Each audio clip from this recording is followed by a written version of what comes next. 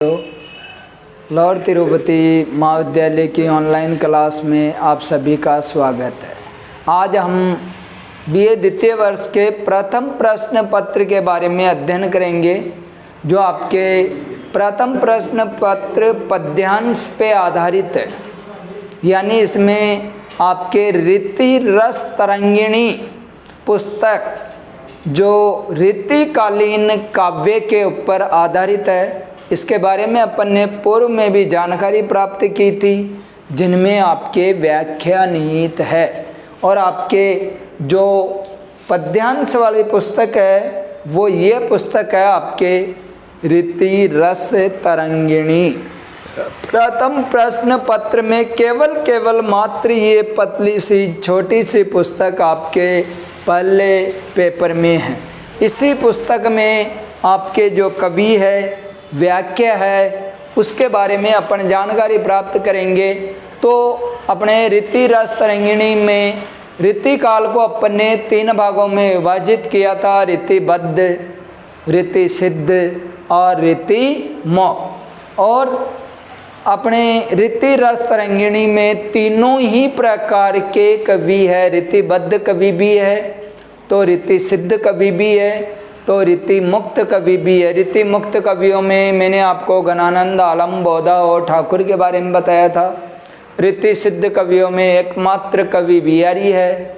और रीतिबद्ध कवियों में केशव, मतीराम, भूषण, वृंद, भिखारीदास, ये सेनापति, ये सब रीतिबद्ध कवि है। तो आज अपन कवि केशवदास की जानकारी प्राप्त करेंगे, व्याख्या पढ़ेंगे, उसका अर्थ देखेंगे। उससे पहले कवि केशव का परिचय अपन प्राप्त करते। केशवदास ये आपके पहला अध्याय चल रहा है। इसमें कवि केशवदास है। इनका जन्म 1555 में और मृत्यु 1617 में हुई। ये इंद्रजीत सिंह के दरबारी कवि थे। और केशवदास जी रीतिबद्ध कवि है। ये राम भक्त कवि भी है, क्योंकि अपने व्याख्या जो पढ़ेंगे सर्वप्रथम उसमें अपने राम वंदना ही आएगी। इनको कठिन काव्य का प्रेत भी कहा जाता है, क्योंकि इनकी काव्य रचना में छंद अलंकार का अत्यधिक प्रयोग है। छंदों का, अलंकारों का बहुत ज़्यादा प्रयोग है। इसीलिए कवि केशवदास को कठिन काव्य का प्रेत भी कहते हैं। इनके द्वारा रचित रचना एक रात में लिखी गई रचना है रामचंद्र चंद्रिका। जो रचना इन्होंने 1601 ईस्वी में, ये रचना इनके द्वारा लंका दहन के ऊपर लिखी गई थी। और ये रचना एक रात में लिखी गई थी। इनकी रामचंद्र चंद्रिका ग्रंथ को छंदों का अजायब घर भी कहते हैं। यानी इनके द्वारा रचित रामचंद्र चंद्रिका को छंदों का अजायब घर कहते हैं। केशवदास की रचनाओं की बात करें तो इनके द्वारा रचित रचनाओं में कवि प्रिया, रसिक प्रिया, रामचंद्र चंद्रिका, वीर सिंह देव चरित्र, विज्ञान गीता, रतन बावनी और जहांगीर जस चंद्रिका इनके द्वारा रचित रचनाएं हैं। ये अपन ने कवि परिचय में जानकारी प्राप्त की। जैसा कि कवि परिचय आप पुस्तक से भी प्राप्त कर सकते हैं, क्योंकि ये पुस्तक आपके पास होना जरूरी है। क्योंकि अपन जो व्याख्या पढ़ेंगे, व्याख्या में पुस्तक में जो पद्यांश है, उस पद्यांशों के आधार पे ही अपन व्याख्या पढ़ सकते हैं।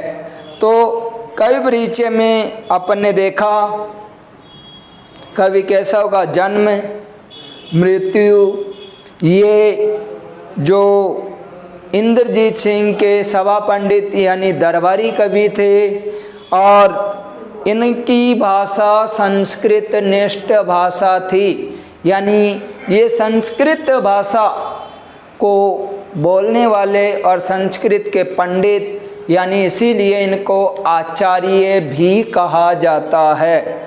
वे अलंकार छंदों का बड़ा ही अच्छा प्रयोग करने में सिद्धहस्त कवि के रूप में जाने जाते हैं।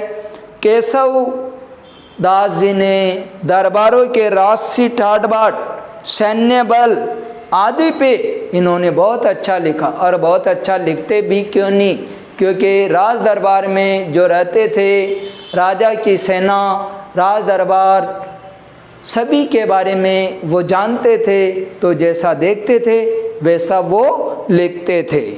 केशव कवि प्रतिभा की इनमें कमी नहीं थी। वस्तुतः उनको परिवार व समाज का जो वातावरण मिला उसी को उन्होंने सफलतापूर्वक प्राप्त किया, और आगे से आगे अधिक से अधिक प्रतिष्ठा इन्होंने प्राप्त की। वे रीतिकाल कवियों के एक प्रेरणा स्रोत कवि के रूप में भी जाने जाते हैं, तो उनके योगदान को आचार्यत्व की श्रेणी में स्वीकार किया जाता है। अब इनके द्वारा जो पद्यांश है उसमें सर्वप्रथम इन्होंने अपनी काव्य रचना को सरस्वती वंदना से प्रारंभ किया है। यह इनका कवि परिचय था, स्क्रीनशॉट ले लीजिए, उतार लीजिए।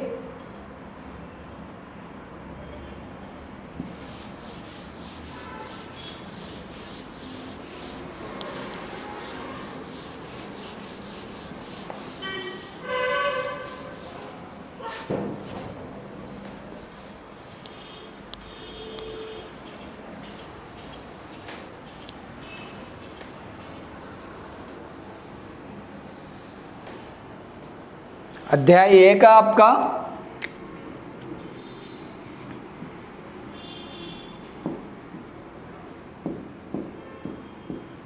केशवदास, और केशवदास जी का पद्यांश जो अपन पढ़ते हैं, सर्वप्रथम इनकी काव्य रचना में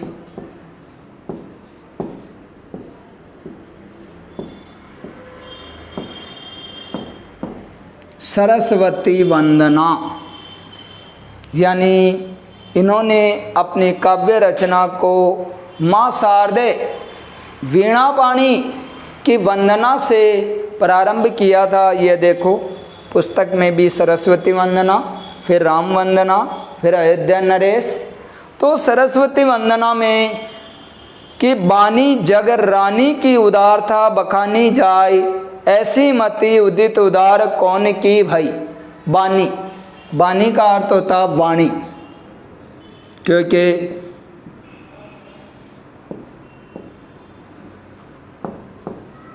कठिन शब्दों का अर्थ जानना जरूरी है। जग रानी, जग रानी का अर्थ होता राजमाता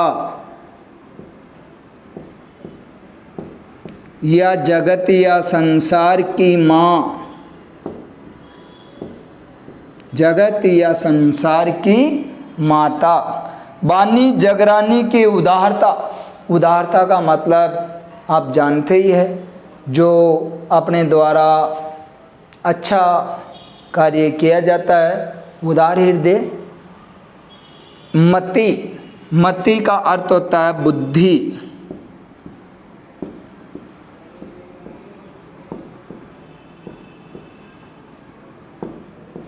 उसी प्रकार है ये आपके पुस्तक, जिस प्रकार प्रथम वर्ष में अपने प्राचीन काव्य पुस्तक पढ़ते थे, सेम उसी तरह आपको व्याख्या। देवता, दूसरी लाइन, पहली लाइन है बानी जगरानी की उदारता बखानी जाई, ऐसी मति उदित उदार कौन की भई। यानी केशवदास जी माँ शारदे की वंदना में कह रहे हैं कि वाणी जगरानी की उदारता बखानी जाए, यानी जगत के पालनहार करने वाली माँ शारदे की उदारता, यानी उनकी वाणी की उदारता बखान यानी वर्णन किया जाए। ऐसी बुद्धि इस संसार में किसी के पास नहीं है। उसी प्रकार जिस प्रकार अपन अपने माता पिता के द्वारा अपने ऊपर जो किया गया उपकार है, उनका जो अपने ऊपर ऋण है, क्या अपन उसे चुका सकते हैं? नहीं। उसी प्रकार यहाँ केशवदास जी माँ शारदे की उदारता के बारे में कह रहे हैं कि माँ शारदे की उदारता का वर्णन किसी के द्वारा संसार में नहीं किया जा सकता है। दूसरी लाइन है, देवता प्रसिद्ध सिद्ध ऋषि राज तपवृद्ध कहीं कहीं हारे सब कहीं न काहूँ गई। यानी माँ शारदे माँ सरस्वती के लिए कह रहे हैं कि माँ शारदे के बखान, उनके गुणों का वर्णन, उनकी कीर्ति ख्याति का गान देवता ऋषि मुनि तपस्वी सब कह कह के हार गए, किंतु किसी के द्वारा भी पूर्ण रूप से माँ शारदे के गुणों का बखान नहीं किया जा सका है। दूसरी लाइन में केशवदास जी कह रहे हैं। तीसरी लाइन, भावी भूत वर्तमान जगत बखानत है केशवदास क्यों हूँ ना बखानी काहूँ पे गई। यानी केशवदास जी कह रहे हैं कि माँ शारदे के गुणों का बखान आने वाले समय में, भावी मतलब आने वाला समय, भूत जो गुजर चुका है समय, और वर्तमान जो अभी चल रहा है, यानी भावी भूत वर्तमान जगत बखानत है। बखान का मतलब गुणगान करना, बखानत।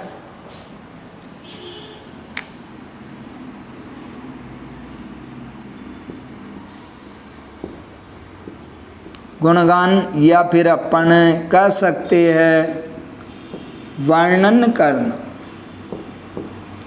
यानी माँ शारदे के गुणों का वर्णन गुजरे हुए समय में भी हुआ है, आने वाले समय में भी होगा, और अभी जो समय चल रहा है उसमें भी माँ शारदे के गुणों का वर्णन किया जा रहा है। तो भावी भूत वर्तमान बखानत है केशवदास क्यों हूँ न बखानत काहूँ पे गई। यानी जब हर समय हर युग में माँ शारदे के गुणों का बखान किया गया है, तो केशवदास जी माँ शारदे के गुणों का बखान क्यों नहीं करेंगे। पति बने 4 मुख, पूत बने 5 मुख, नाती बने 6 मुख, तदपि नहीं नहीं। यानी यहाँ देखिए केशवदास जी ने कठिन काव्य का प्रयत्न ने कहने के पीछे कि पति बने 4 मुख, माँ सरस्वती के पति ब्रह्मा जी है, 4 मुख यानी चतुरानन यानी ब्रह्मा जी।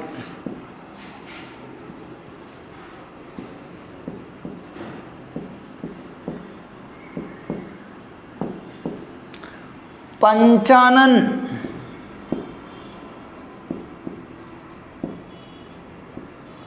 यानी भगवान शिव। नाती बने 6 मुख, नाती, नाती का मतलब होता पोता, और यहाँ 6 मुख से तात्पर्य कार्तिकेय है, यानी भगवान शिव के पुत्र कार्तिकेय को 6 मुख कहा गया है। तदपि नहीं नहीं, तदपि यानी फिर भी,